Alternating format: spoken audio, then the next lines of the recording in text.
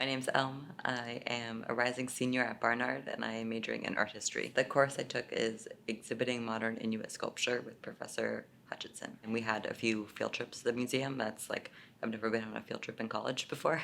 And that was really cool. There was three field trips all to the Brooklyn Museum. Once we got there, we would meet with different people who work at the museum to kind of tell us a little bit about their position. We worked with the collection that Columbia has of Inuit art objects, and we curated an exhibit with those, I think it was 13 works. We compiled themes based on readings that we had done over the semester to help guide the exhibition and give it some flow. We curated the actual exhibit, and then we did the timeline and the story maps to kind of give it I guess more of a concrete backing, and then also we used some of the theory that we had read in class to use that lens as well. So the culmination was the exhibit, the story maps, the timeline.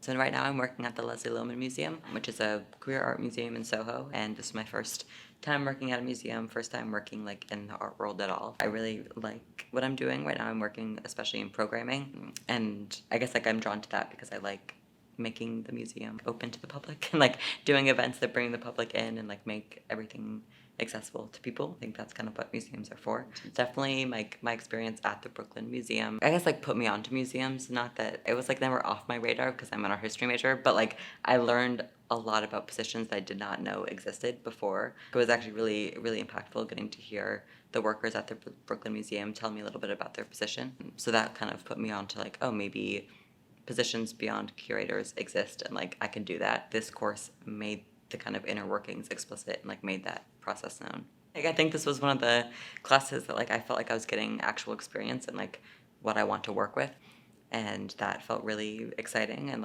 especially now that I've had my first kind of job in the art world, it feels more like that class. It did feel like a different course when comparing it to my other courses. The expectations of that course were very much on par with the expectations of my job.